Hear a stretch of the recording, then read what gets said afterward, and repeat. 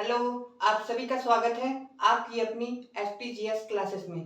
तो आज हम जैसा कि आप जानते हैं इंडिया और मालदीव का रिलेशन समझेंगे, ठीक है। इंडिया मालदीव रिलेशन में आज हम ऑपरेशन कैक्टस को समझेंगे कि क्या था ऑपरेशन कैक्टस। ऑपरेशन कैक्टस क्यों हुआ था इसके बारे में जानेंगे हम। तो जैसा कि आप जानते हैं कि इंडिया और मालदीव का जो रिलेशन था 1966 में शुरुआत हुई। 1966 से 2013 तक एकदम धूमधाम से यह रिलेशन चला था। 2013 तक खूब बढ़िया सी मिठाई भी बटी इनके यहाँ। इंडिया और मालदीव के जो दोनों दोनों देशों के रिश्ते थे वो बहुत ही अच्छे से चले। एक दूसरे के साथ जो है वो खूब बढ़िया से मिठाई बांटते थे, खूब बढ़िया से इनके साथ दोस्ती थी, दोस्ती यारी खूब बढ़िया थी।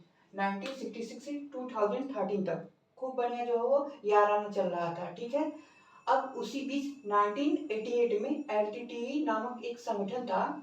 एलटीटीई ने एलटीटीई कहाँ से था तो श्रीलंका से था। श्रीलंका से यह एक आतंकवादी संगठन था। आतंकवादी संगठन था श्रीलंका से।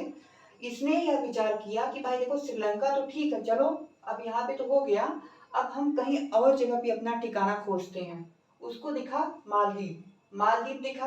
अब वो मालदीव में अपना जो कब्जा जमाना चाहता था। मालदीव में अपना कब्जा जमाना चाहता था। तो इस वजह से 1988 में एलटीटीई ने जो एक आतंकवादी संगठन था उसने आक्रमण कर दिया। एलटीटीई संगठन ने मालदीव पे आक्रमण किया।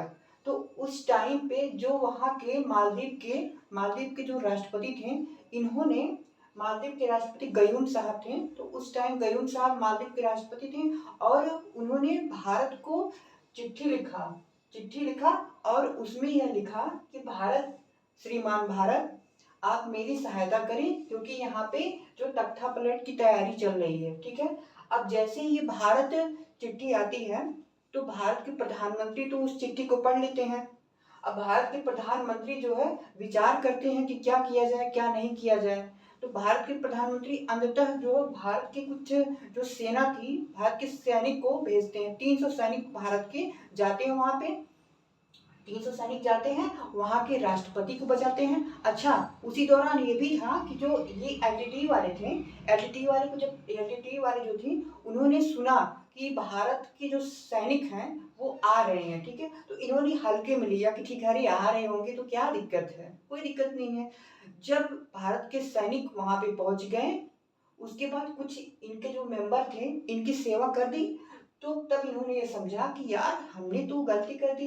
इन्होंने आपस में बात की, इनके जो ग्रुप वाले थे इन्होंने आपस में बात की कि जो ए वाले थे, देखो इसमें कई कई लोग थे। इसमें से कुछ ग्रुप ने, जैसे मान लो कि ए बी सी, 3-4 लोग थे, ये डी, ठीक है, 4-5 लोग थे।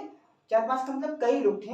अब उसमें से एक ने कहा कि यार हम आए क्या करने के लिए थे, हम आए थे कि मालदीव पे कब्जा कर लेंगे, ठीक है। अब भारतीय सेना ने पूरा उलट पुलट कर दिया है। भारतीय सेना ने हमारे जो उद्देश्य था उसको तो निस्तो नाबूद कर दिया है, मतलब खत्म कर दिया है, ठीक है। तो अब तो हम कब्जा तो कर नहीं पाएंगे, जो मालदीव था उस पर तो कब्जा कर नहीं पाएंगे हम। अब बेहतर यही है कि हम यहाँ से निकल लें, निकल लें, निकल लें, निकल लें, नहीं तो मारे जाएंगे भारतीय सैनिकों के हाथों। अब अच्छा, ये चुपचाप निकल रहे थे एयर ड्रॉप लेके। ये यहाँ से कुछ जो है वो हवाई जहाज लेके निकलने का प्रयास कर रहे थे। इंडियन आर्मी ने देखा कि ये निकल रहे हैं, ठीक है। इंडियन आर्मी ने, भारतीय सेना ने भारतीय सेना ने जब देखा कि ये कुछ और बंदे हैं जिन्होंने तख्ता पलट का प्रयास किया था, जो एलटीटीई के थे, वो चुपचाप निकल रहे हैं एयर ड्रॉप लेके। तो उन्होंने, भारतीय सैनिकों ने इनकी सेवा के लिए कहा कि भैया रुक जाओ, अभी रुक जाओ, आपका टाइम नहीं आया एयर ड्रॉप लेने का, ठीक है, रुक जाओ, थोड़ा सब्र करो, ठीक है। अब इसके बाद इनमें फाइट हुई। इनमें फाइट होने के दौरान ही इन्होंने अपने आप को सरेंडर कर दिया। फाइट हुई नहीं, जैसे ही इनका आमना सामना हुआ, इसमें से एक बंदे ने कहा कि देखो कुल मिला के हम कब्जा तो कर नहीं सकते हैं, न तो भाग ही सकते हैं, तो एक काम करते हैं कि हम सरेंडर ही करते हैं भारतीय सैनिकों के हाथों।